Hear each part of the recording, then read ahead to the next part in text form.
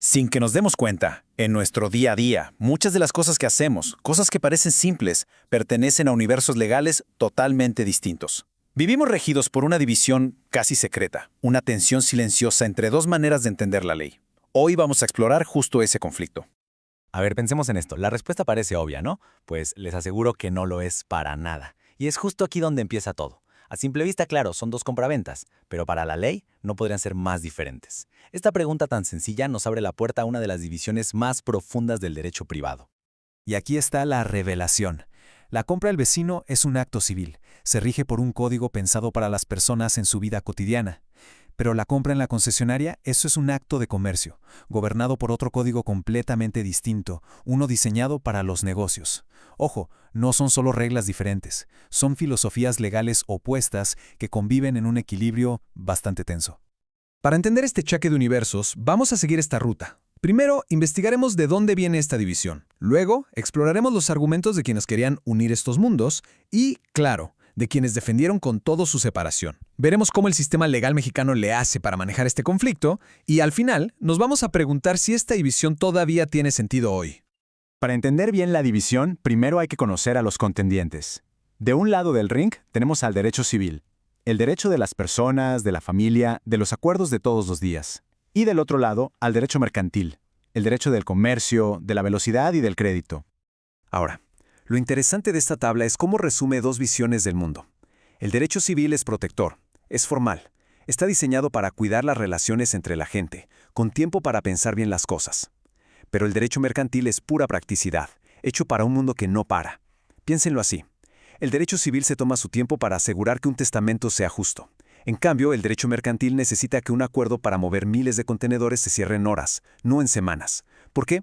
Porque el capital y las mercancías no pueden esperar. Su prioridad es la agilidad y la seguridad del crédito, que es al final del día el motor de la economía. Con diferencias tan marcadas, era de esperarse que surgiera un movimiento intelectual muy fuerte que se preguntara, a ver, ¿de verdad necesitamos dos sistemas legales para regular los asuntos privados en el mundo de hoy? Y esto nos lleva al primer bando de este gran debate. El punto clave para los que querían unificar era que la vida económica ya no era la misma. Esa línea que antes separaba al comerciante del ciudadano común, pues se fue borrando. De repente, cualquier persona podía hacer actos que antes eran solo de comercio. Entonces decían, mantener esta dualidad era como aferrarse a una reliquia, algo que solo complicaba la ley y que ya no reflejaba cómo funcionaba el mundo real. Esta cita de Roberto Mantilla Molina, una de las fuentes de este análisis, captura perfecto el espíritu del movimiento. Es un llamado a la lógica, a lo simple. ¿Por qué mantener a la fuerza una división artificial si la realidad misma está empujando hacia la unidad? La pregunta era, y la verdad sigue siendo, muy poderosa. Y ojo, no era un debate menor, ¿eh? Grandes juristas europeos como Vivante, Ascarelli y Rotondi lideraron esta carga intelectual.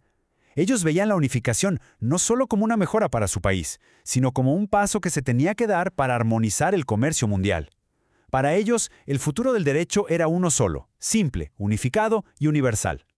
Pero claro, por cada gran argumento existe un contraargumento igual de fuerte. Ahora pasemos a ver la defensa de quienes creían y siguen creyendo que el derecho mercantil no solo debe existir por su cuenta, sino que debe ser ferozmente independiente.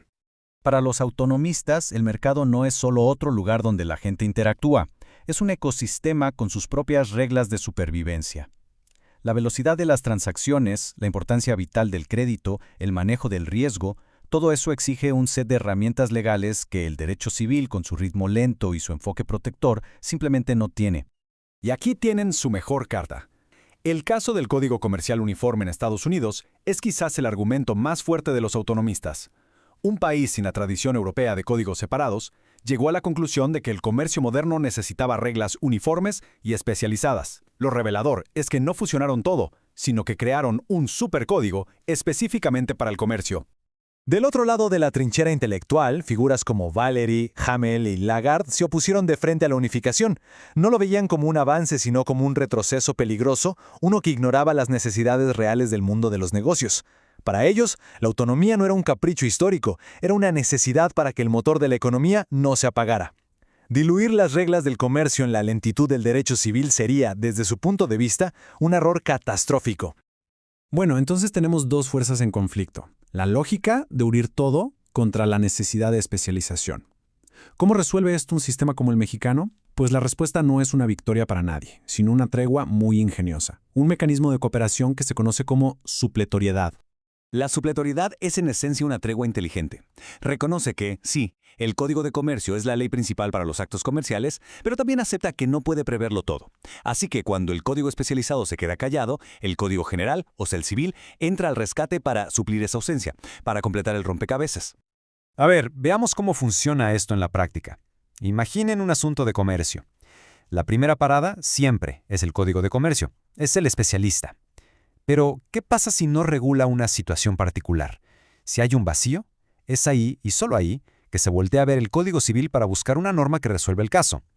Es una solución pragmática que permite que los dos códigos convivan y colaboren, manteniendo la especialidad del derecho mercantil, pero con el respaldo sólido del derecho civil. Ya recorrimos la historia, la lógica de esta división, el debate sobre si debería existir y la solución práctica que se ha encontrado. Pero todo esto nos lleva a la pregunta final, y quizá la más importante. En pleno siglo XXI, ¿todo esto sigue teniendo sentido? Pensemos en el comercio electrónico, en las plataformas donde una persona es consumidor y vendedor al mismo tiempo. Las viejas distinciones se están desvaneciendo, y cada día más rápido. La pregunta de si mantener dos códigos es la solución más eficiente o una complicación que ya no necesitamos sigue abierta, y su respuesta definirá el futuro de cómo interactuamos legalmente, tanto en los negocios como en nuestra vida privada. La tregua se mantiene, sí, pero el debate está muy lejos de terminar.